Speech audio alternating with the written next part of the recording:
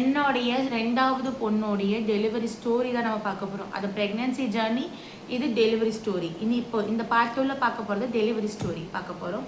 So மறக்காம நம்ம சேனலில் தான் நீங்கள் ஃபஸ்ட் டைம் பார்த்தீங்கன்னா மறக்காம சப்ஸ்கிரைப் பண்ணிக்கோங்க, பெல் பட்டனை கிளிக் பண்ணிக்கோங்க. இப்போ வாங்க டெலிவரி ஸ்டோரிக்குள்ளே போகலாம்.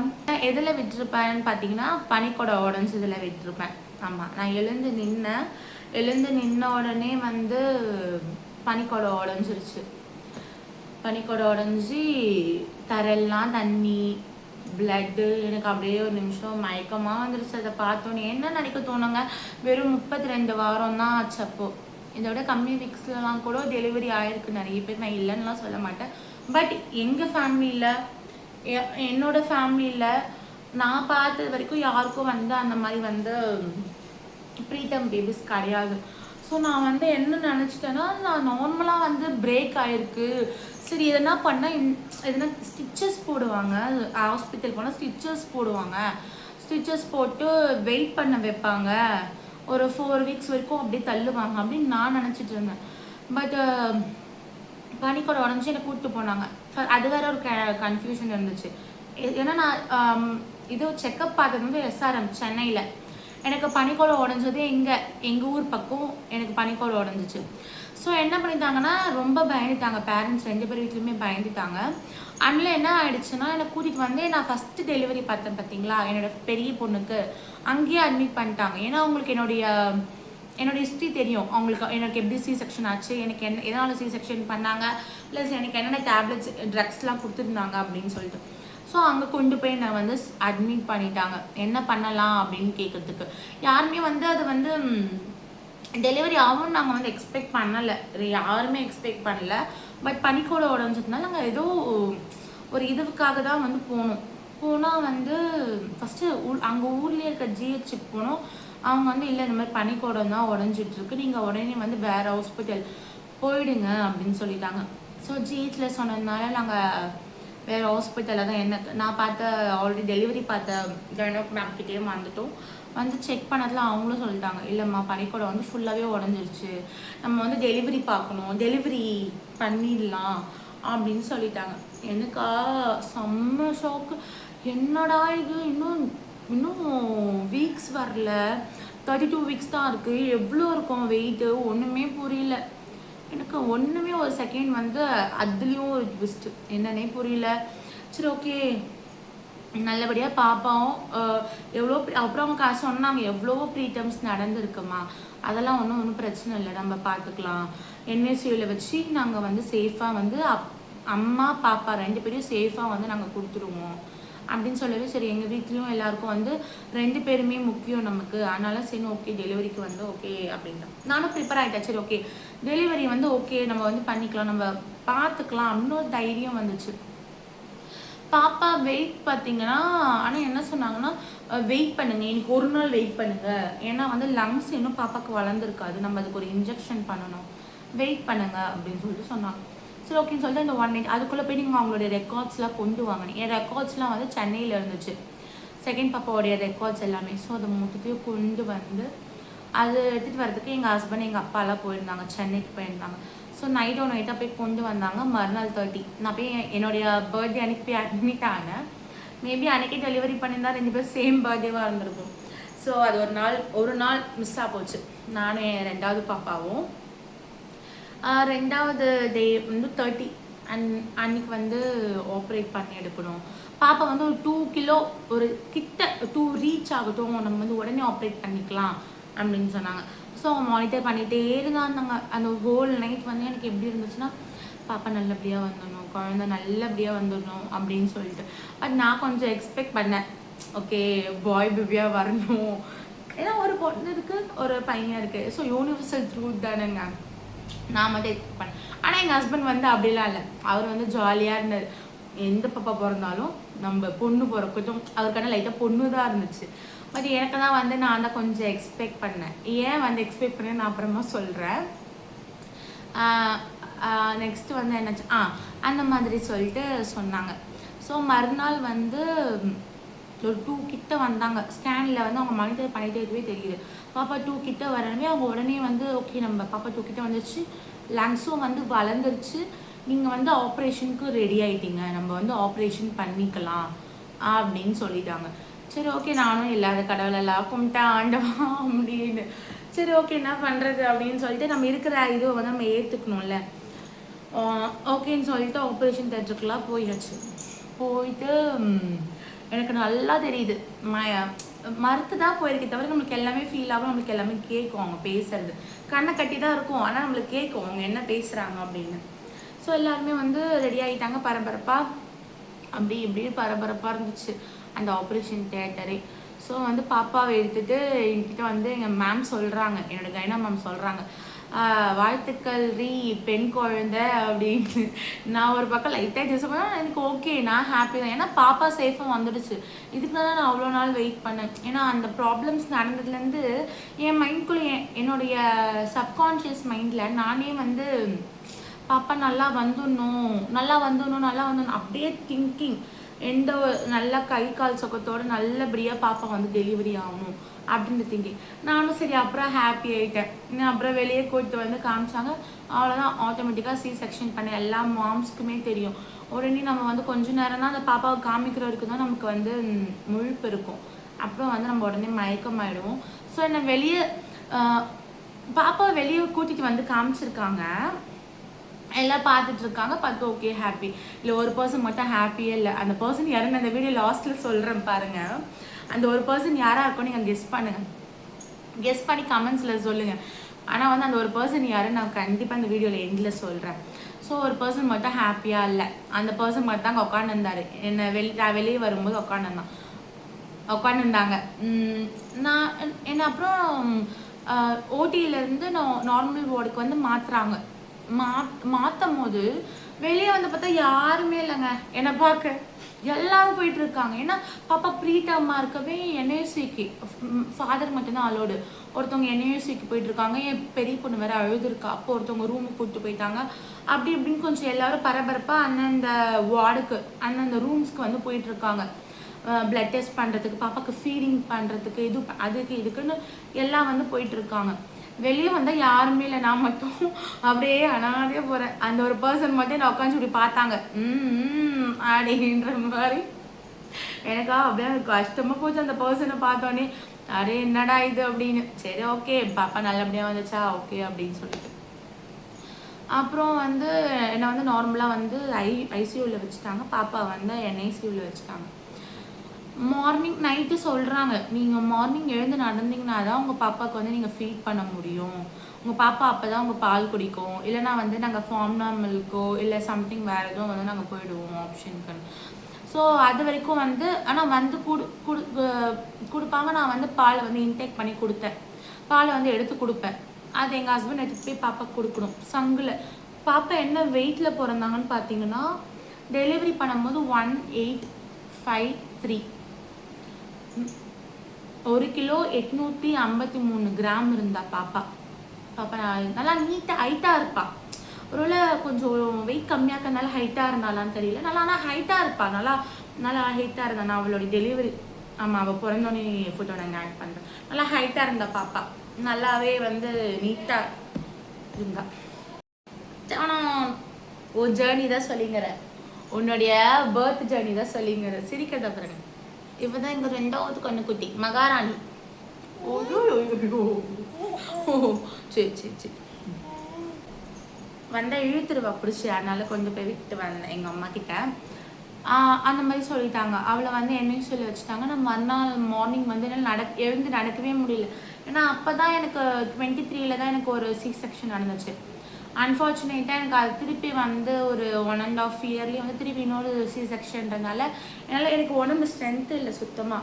ஸோ கொஞ்சம் ஆனால் வந்து மைண்ட் மட்டும் ஃபிக்ஸ் பண்ணிட்டேன், இல்லை நான் என் பொண்ணை பார்த்தே ஆகணும், ஃபீட் கொடுத்தே ஆகணும் அப்படின்னு சொல்லிட்டு எழுந்து வாக் பண்ணேன். ஸோ என்னை வந்து நார்மல் வார்டுக்கு மாற்றிட்டாங்க. பட் பாப்பா வந்து கொடுக்கவே இல்லை. என்ஏசியூலேயே தான் இருந்தாங்க. நான் என்ஏசியூவில் இருந்த பிக்சரையும் உங்களுக்கு ஆட் பண்ணுற பாருங்கள். என்ஏசியூவில் தான் நாங்கள் ரொம்ப நான் இருந்தது என்னுடைய ரூம் வந்து 2nd ஃப்ளோர், பாப்பா இருந்தது வந்து 1st ஃப்ளோர். நான் வந்து என் ரூம்லேருந்து வந்து லிஃப்டில் இறங்கி திருப்பி போய் பாப்பாவுக்கு வந்து சங்கில் கொடுக்கணும். ஃபஸ்ட்டு வந்து நர்ஸ் கொடுத்துட்ருந்தாங்க.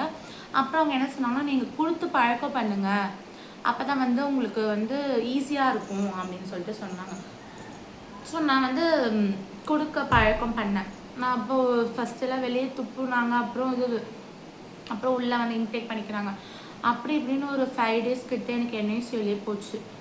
அப்போ நான் ரொம்ப வந்து ரெக்வஸ்ட் பண்ணி, பாப்பா பால் எடுத்துக்கிறாங்க, நீங்கள் வந்து என் கையில் கொடுக்குறீங்களா அப்படின்னு சொல்லி கேட்டு ரொம்ப ஆசையாக இருந்துச்சு எனக்கு. ஒரு 2வது ஒரு கேர்ள் பேபி, ஒரு தேவதை குட்டி அப்படின்றதுனால எனக்கு வந்து ரொம்ப ஆசையாக இருந்துச்சு. சரி கொடுத்துருங்க, எங்ககிட்ட கொடுத்துருங்க ப்ளீஸ் ப்ளீஸ் ப்ளீஸ். நான் ரெக்வஸ்ட் பண்ணிகிட்டே இருப்பேன் எப்போ போகிறனோ. ஸோ அப்புறம் நான் கேட்டுகிட்டே இருக்கேன்னு சொல்லிட்டு அவங்க என்ன பண்ணாங்கன்னா, சரி நான் ஒரு நாள் கொடுத்து பார்க்குறேன், எனக்கு நைட் கொடுத்து பார்க்குறேன், பட் பாப்பா இன்டேக் பண்ணலை, சுகர் லெவல் கம்மியாக இருக்குது அப்படின்னு என்ன சம்திங் கேசஸில் நான் வந்து திருப்பி என்ஐசியூவில் தான் வந்து வச்சுப்போம் அப்படின்னு சொன்னேன். சரி ஓகே அப்படின்னு சொல்லிட்டு நான் விட்டுட்டேன். இல்லை நீங்கள் கொடுங்க அப்படின்னு சொல்லிட்டு கூப்பிட்டு வந்து இப்போ நீங்கள் கொடுக்க வந்து நாங்கள் வந்து பம்ப் பண்ணி கொடுக்க சொன்னாங்க. சங்கில் பம்ப் பண்ணி, மேனுவல் பம்ப் பண்ணி கொடுத்தோம். சங்கில் வந்து குடித்தாங்க பாப்பா. ஸோ எல்லாமே ஓகேவாக இருந்துச்சு. அதனால் வந்து சண்டே போல் டிஸ்சார்ஜ் பண்ணிக்கலாம் அப்படின்னு சொன்னாங்க. சண்டே டிஸ்சார்ஜ் பண்ணாங்க. என்ன ஆமாம் 5 டேஸ் தான் இருந்தா பாப்பா, 3 டேஸ் இருந்தான்னு நினைக்கிறேன். சாட்டர்டே நைட் கொடுத்தாங்க. பாப்பாவுக்கு ஓகேவாக இருக்குது அப்படின்னு சொல்லவே சண்டே ஈவினிங் வந்து டிஸ்சார்ஜ் பண்ண ஒத்துக்கிட்டாங்க. டிஸ்சார்ஜ் பண்ண ஒத்துக்கிட்டு நான் ஆனால் வந்து சொல்லிட்டாங்க 3 மந்த்ஸ் வரைக்கும் வந்து ரொம்ப கேர்ஃபுல்லாக பார்த்துக்கணும், ஒரு 3 கிலோ வர வரைக்கும் ஃபஸ்ட்டு கேர்ஃபுல்லாக பார்த்துக்கணும் அப்படி இப்படின்னு சொல்லி வந்து இன்ஸ்ட்ரக்ஷன்ஸ்லாம் கொடுத்து தான் விட்டாங்க. சுகர் லெவல் வந்து கம்மியாச்சுனாலும் எதனாலும் வந்து இங்கே உடனே வந்து கூட்டிகிட்டு வரணும், பாப்பா இன்டேக் பண்ணலைனாலும் கூப்பிட்டு வரணும், எல்லாமே சொல்லி தான் கொடுத்தாங்க. சரி ஓகே அப்படின்னு சொல்லி கூப்பிட்டு வந்தாச்சு. பாப்பாவை வீட்டுக்கு வந்து கூப்பிட்டு வந்தாச்சு. 3 மாதம் நான் யாரையுமே வந்து வரவே இல்லை. யாருமே வந்து பாப்பாவை பார்க்க வந்து விடவே இல்லை. நான் என் பாப்பா உள்ள ரூமில் தனியாக இருப்பேன். நல்லா ஃப்ராப் பண்ணி சுற்றி சுற்றி சுற்றி இந்த பட்டு புடவை இருக்குல்ல, அந்த பட்டு புடவையில் வச்சு உடம்பு அப்போ தான் சூடுனால தான் வந்து வெயிட் போகணும்னு சொல்லுவாங்க. பண்ணி பண்ணி பண்ணி பண்ணி இது பண்ணேன். அவங்க டிஸ்சார்ஜ் பண்ணி கொடுக்கும் போது பாப்பாவோட வெயிட் பார்த்திங்கன்னா 1 கிலோ 600 கிராம் 1.6 இருந்தாங்க. 200 கிராம் கம்மிட்டாங்க. அது நார்மல் தான். பிறக்கும் போதை விட கொஞ்சம் கம்மியாகிறது நார்மல் தான். கம்மியாயிட்டாங்க வந்து கொடுத்துட்டாங்க. ஸோ 1.6 தான் நான் பாப்பா வந்து வீட்டுக்கு கூப்பிட்டு வந்து இங்கே வந்து 3 மாதம் கொஞ்சம் அப்படி இப்படி வந்து நானே வந்து ரேப் பண்ணி என்னுடைய பால் வந்து சங்கில் எடுத்து இந்த பால் ரேப் பண்ணி சுற்றி வச்சுட்டு இருந்தேன். யாரையும் வந்து அலோவ் பண்ணல உள்ள. என் பெரிய பொண்ணு வெளியே இருப்பா, நான் அவள் கூட ஏன்னா பெரிய பொண்ணு சின்ன ஏஜ் தாங்க. எங்கள் நிலா பாப்பாக்கும் 1.5 இயர்ஸ் தான் ஆச்சு அவளுக்கு. ஸோ நான் என்ன பண்ணுவேன்னா, குட்டி பாப்பாவை உள்ளே தூங்க வச்சுட்டு ரூமில் தூங்க வச்சுட்டு அவங்க ஃபஸ்ட்டு 3 மந்த்ஸ் நல்லா தூங்குவாங்கள்ல, அவங்கள தூங்க வச்சுட்டு வெளியே வந்து உக்காந்துப்பேன் ஹாலில். அந்த ரூமில் இன்னொரு ரூம் இருக்குது, அந்த ரூம் போயிடுவேன் என் பெரிய பாப்பா கூட விளையாடுறதுக்கு. ஏன்னா அவங்களுக்கு லோன்லி ஃபீல் வரக்கூடாது அப்படின்னு இருக்காங்க. அவங்க அப்பா இருந்தால் அவங்க அப்பா டேக் பண்ணிப்பாங்க, பட் அவங்க அப்பாவும் இல்லைல்ல, அவங்க சென்னைக்கு போயிட்டாங்க. ஸோ நான் வந்து வந்துடுவேன் என் சின்ன பொண்ணை தூங்க வச்சுட்டு. அப்போது திடீர்னு மின்வெல் ஒரு நாள் என்னாச்சுன்னா, நார்மல் செக்கப்புக்கு போகும்போது 45 டேஸில் செக்கப் கூப்பிட்டு போகல. அப்போ என்ன சொல்லிட்டாங்கன்னா, பாப்பாவுக்கு வந்து ஜாண்டிஸ் இருக்குது, கண்ணெல்லாம் வந்து எல்லோவாக இருக்குது, நீங்கள் வந்து உடனே அட்மிட் பண்ணுங்க அப்படின்னு சொல்லிட்டாங்க. ஐயோ என்னடா இது, இப்போ தான் ஒன்றுலேருந்து இன்னொன்று எனக்கு அப்படியே ஒன்றுமே புரியல.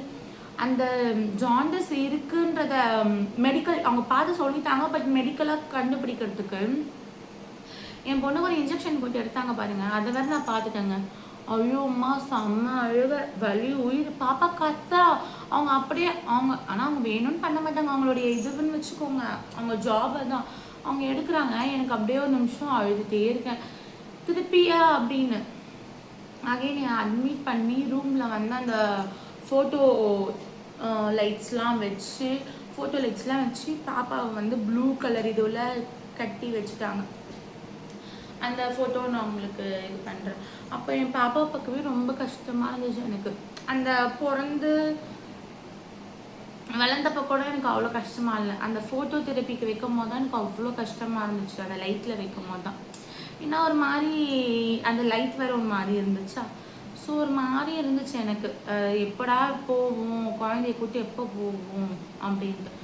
அப்புறம் வந்து ஒரு 1 டே வச்சுருந்த அப்சர்வேஷனில் அதை ரெடியூஸ் பண்ணி பால் கொடுக்க வச்சு அப்புறம் கொடுத்து அமிச்சாங்க. அப்புறம் அவங்க ஃபார்முலா மில்க் வந்து சஜஸ்ட் பண்ணாங்க, ஏன்னா லோ பர்த்ன்றதுனால ஃபார்முலா மில்க் சஜஸ்ட் பண்ணாங்க. இருந்தாலும் நான் என்னோடய பிரெஸ்ட் ஃபீடிங் மேனுவல் பம்பர்லேயே வந்து என்னுடைய பிரெஸ்ட் ஃபீடிங்கும் எடுத்து சங்கில் தான் கொடுத்துட்ருந்தேன்.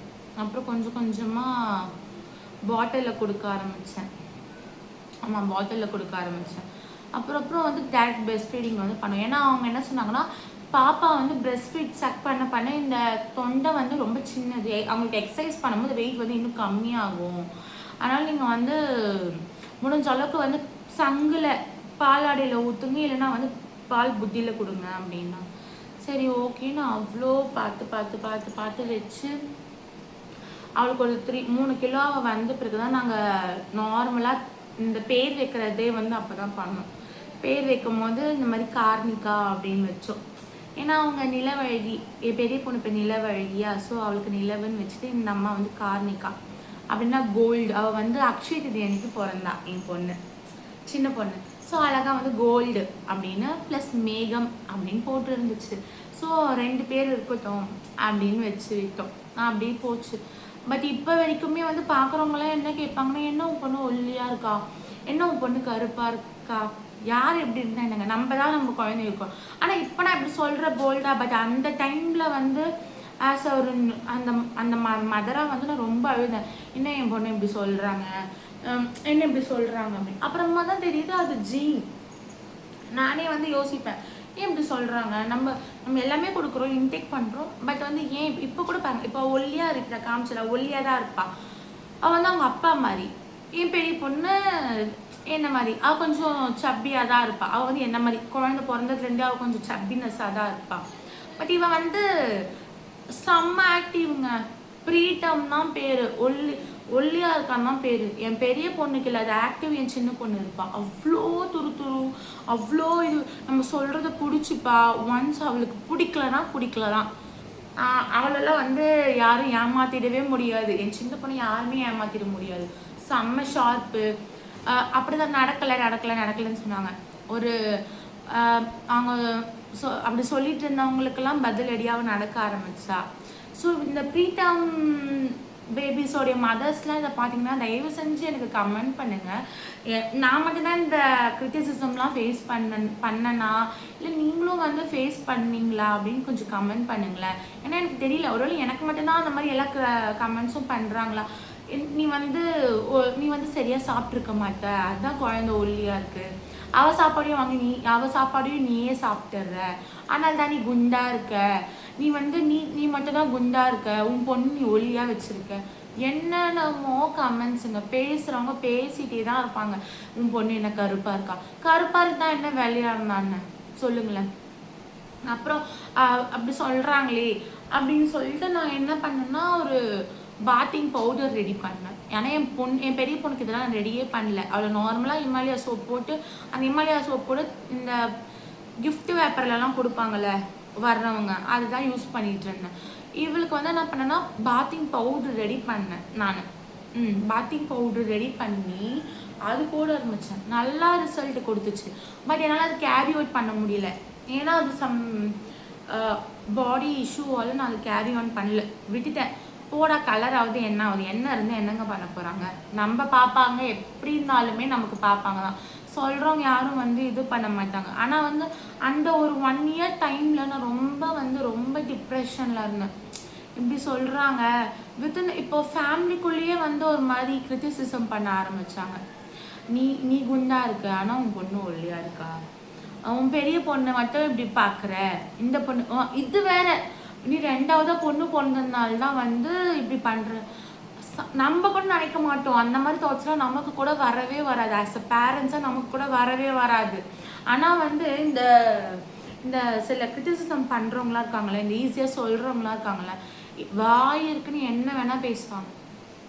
ஸோ அவ்வளோ லாட்ஸ் ஆஃப் இதுவெலாம் பட்டு அப்புறம் அவளுக்கு ஒரு 8 months, ஆமாம் 8 monthsல வந்து திருப்பி அவளுக்கு வந்து இது அதிகமாகி நவம்பர் 6 இல்லை, ஆமாம் நவம்பர் 6 அன்னைக்கு நைட்டு அவளுக்கு வந்து ரொம்ப மூச்சு திணறல் ஏற்பட்டு ஹாஸ்பிட்டலுக்கு போயிருந்தேன்.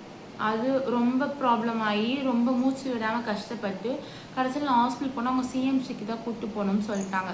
அங்கே தான் 24 hours வெண்டிலேட்டர் இருக்குது, சீக்கிரமாக கூட்டு போகலாம், காப்பாற்றுறது கஷ்டம் அப்படின்ட்டாங்க. அது ஒரு ப்ராப்ளமாக ஆச்சு. அன்றைக்கி ஒன் டே November 7 அட்மிட் பண்ணேன். அன்றைக்கி ஓல்டே 24 hours என் பாப்பா வந்து ஆக்சிஜன் சப்போர்ட்லேயே இருந்தா. நான் அது பெருசாக வந்து பட் நம்பிக்கை இருந்துச்சு, ஒன்றும் ஆகாது, சரி பண்ணிக்கலாம் அப்படின்னு. பட் அதுவுமே வந்து ஒரு குழந்தைக்கு யோசிச்சு பாருங்களேன், மூக்கில் கையில் அது எவ்வளோ வலிக்கும். நமக்கே இப்போ இந்த இன்ஜெக்ஷன் பண்ணும்போது எவ்வளோ வலிக்குது, பட் அந்த ஒரு குழந்தைக்கு என்ன சொல்ல தெரியும். அவளை நான் வந்து ஒரு 1 year ஆக்கி ஒரு எப்படி சொல்கிறது, ஒரு 1 year ஆக்கி அவளை வந்து இப்படி மோல் பண்ணி வைக்கிறதுக்குள்ளேயே வந்து நான் ரொம்ப பாடுபட்டுட்டேன். எங்கள் பேரண்ட்ஸ் சப்போர்ட் பண்ணாங்க. ஆமாம், ரொம்ப ரொம்ப பிரச்சனை தாங்க அந்த 1 year ஃபுல்லாக அந்த ஜேர்னியில். அப்புறம் பல்லு வரல, அதுக்கு லைட்டாக பயந்தேன், ஐயோ பல்லு வரலையே அப்படின்னு. ஸோ அந்த அந்த திங்ஸ் அந்த ப்ரெக்னென்சிலேருந்து நான் கேரி அவுட் பண்ணதுனால அந்த பயம்ன்றது எனக்கு அவள் ஒரு 1 year வரைக்குமே இருந்துச்சு. அவள் டேர்ன் 1 year கம்ப்ளீட் ஆகிற வரைக்குமே எனக்குள்ளே அவ்வளோ பயம். சின்னதாக இருக்கக்கூடாது, டக்குன்னு அவளுக்கு சளி பிடிச்சிருது, அந்த மாதிரி அது மாதிரி நிறைய அது மாதிரி சளி பிடிச்சிக்கிறது, உடனே ஹாஸ்பிட்டல் கூப்பிட்டு போகிறது. அப்புறம் என்னது ஆக்சிஜன் வைப்பாங்க, மாஸ்க் வைப்பாங்க. ஸோ அது கிளியர் பண்ணி ஸோ இப்போ ஒரு 1 year ஆன பிறகு இப்போது ஓகேவாக இருக்காங்க. பட் ஃப்ரூட்ஸ் எல்லாமே இன்டேக் பண்ணிக்கிறாங்க. நம்ம கொடுக்குறோன்னா அவள் இன்டேக் பண்ணிப்பா. ஷீ இஸ் ஹெல்த்தி, அவள் வந்து ஹெல்த்தியாக இருக்கா, அவ்வளோதான். நம்ம வந்து அடுத்தவங்க சொல்கிறாங்கன்னு நம்ம குழந்தைங்க நம்ம திணிக்கக்கூடாது. நான் இப்போ சொல்கிறேன், பட் நானே ஒரு பீரியடில் திணிச்சேன், சாப்பிடு அந்த பவுடர்லாம் போட்டு நீ வெள்ளையாகு அப்படின்னு. பட் இப்போது நானே வந்து அந்த டிப்ரெஷன்லேருந்து வெளியே வந்து என் பொண்ணு எப்படி இருக்காலும் நான் அப்படியே வந்து அவளுக்கு இதுதான் அழகு, அதனால் நம்ம வந்து அடுத்தவங்களுக்காக இந்த ஆர்டிஃபிஷியலாக எதுவும் பண்ணக்கூடாது அப்படின்னு சொல்லிட்டு விட்டுட்டேன். ஏன்னா ஹெல்த்தை விட ஒன்று தான் நான் வந்து என்ன மாதிரி ஃபேஸ் பண்ணுறவங்களுக்குலாம் நான் சொல்லுவேன் கைஸ், நம்ம குழந்தைங்க ஹெல்த்தை விட முக்கியமானது வேறு எதுவுமே இல்லை. கலர் ஆகட்டும், பாடி ஸ்ட்ரக்சர் ஆகட்டும், ஃபிசிக் ஆகட்டும், எதுவுமே கிடையாது. பாடி நம்மளுடைய குழந்தைங்களுடைய ஹெல்த்து, அந்த உடம்புல இருக்கிற எல்லா ஆர்கன்ஸும் அவங்களுக்கு எல்லாமே கரெக்டாக வேலை செஞ்சுன்னா, அவங்க கரெக்டாக ஆக்டிவாக இருந்தாங்கன்னா அதுவே போதும். ஸோ நம்ம அடுத்தவங்க கிரிட்டிசைஸ் பண்ணுறாங்க, நம்ம எதையுமே வந்து நம்ம ஏற்றுக்க வேணாம். நம்ம பண்ணலாம், நான் அதுக்கு உங்களை பண்ண வேணாம்னு சொல்ல, நீ கூட தானே பண்ண நீங்கள் கேட்பீங்க, பண்ணுங்க. பட் ஒன்ஸ் நம்ம பாப்பாங்களுக்கு அது செட் ஆகலைன்னா குவிட் பண்ணிடணும். என்ன மாதிரி நீங்களும் போட்டு திணிக்காதீங்க அப்படின்னு சொல்லுவார். ஸோ இப்போ வந்து எங்கள் பாப்பா சூப்பராகவே இருக்காங்க. அவங்க தெரியல, ஒருவேளை அவங்க அடுத்தவங்க சொல்ல தான் வந்து அவங்க ஒரு மைல்ஸ்டோன்ஸாக பண்ணிகிட்டே இருக்காங்க. ஒருவேளை இதுவுமே அவங்களுக்கு ஒரு அச்சீவ்மெண்ட்டாக இருக்கலாம். ஸோ பார்ப்போம் ஃபர்தராக வந்து. ஆனால் ரொம்ப சேட்டைங்க. என் பெரிய பொண்ணு கூட அவ்வளோ சேட்டை கிடையாது, என் சின்ன பொண்ணு அவ்வளோ சேட்டை, அவ்வளோ அடம். ஒரு நிமிஷம் ஒரு இடத்துல உட்காரவே மாட்டோம், துரு துரு துரு துரு துரு துரு துரு துருன்னு இருக்கும். அவங்க அப்பா வந்து அவ்வளோ பாசம். அதுதான் அவங்க அப்பா சொல்லுவார், பத்தியா நான் எப்போ இதுக்கு தான் பொண்ணு கேட்டேன் பத்தியா அப்படின்னு. 2 பொண்ணுங்களும் அவங்க அப்பா பாசம் தான். நமக்கும் இருக்கும், பட் 2 பேருமே அவங்க அப்பாவோட பிரின்சஸ் தான். அது வந்து நான் எப்படின்னா அவங்க அவர் வந்து ஊர்லேருந்து வரும்போது நான் அவங்க கிளிப் எடுத்து உங்களுக்கு போடுறேன் பாருங்களேன். அதில் அவங்க எவ்வளோ பண்ணாங்க. முக்கியமாக என் சின்ன பொண்ணுடைய ரியாக்ஷனை பாருங்கள், அவள் எவ்வளோ பண்ணுவான். என் கூட தான் இருக்கா. இப்போ என் பெரிய பொண்ணாச்சு அவங்க கூட இருந்திருக்கா, எங்கள் ஹஸ்பண்ட் கூட நிறைய டைம் ஸ்பெண்ட் பண்ணியிருக்கா. பட் என் சின்ன பொண்ணு என் கூட தான் most of the time spend பண்ணுவா. ஆனால் அவங்க அப்பா வந்துட்டாங்க, அவங்க அப்பா கூட பேசுகிறோன்னா எல்லாம் சேட்டை பண்ணும். ஸோ அவ்வளோதாங்க. இதுதான் நீங்கள் என்னோட கார்னிகா குட்டியோடைய, நான் அதுக்காகவே அவளுக்கு ஒரு அழகான நேம் வச்சுருக்கேன். இப்போ வைக்கல, நான் ப்ரெக்னென்சிலே வச்சுட்டேன். என் பெரிய பொண்ணுக்கு வந்து லக்கி சாம் அப்படின்னு வச்சேன், லக்கி சாம் அப்படின்னு வச்சேன். இப்போ என் 2வது பொண்ணுக்கு வந்து கன்சீவ் ஆனப்போ என்ன வச்சேன்னா லிட்டில் மிராக்கிள் அப்படின்னு வச்சேன். ஏன் அப்படின்னா அதான் அந்த ப்ராப்ளம்ஸ்லாம் சொன்னல பார்ட் 1ல். ஸோ அந்த ப்ராப்ளம்ஸ்க்காக இவ்வளோ மிராக்கிள்ஸ் தாண்டி, இவ்வளோ ப்ராப்ளம் தாண்டி நீ என்கிட்ட வரல, ஸோ நீ எனக்கு ஒரு லிட்டில் மிராக்கிள் அப்படின்னு வச்சேன். ஸோ அவ்வளோதாங்க. இதுதான் என்னுடைய சின்ன பொண்ணுடைய pregnancy story, birth story, delivery story. இப்போ அவங்க வந்து நல்லாவே இருக்காங்க, ரொம்பவே சூப்பராக பண்ணுறாங்க எல்லாமே. ஸோ இனிமேல் அவங்களுடைய வீடியோஸும் நான் போடுவேன்.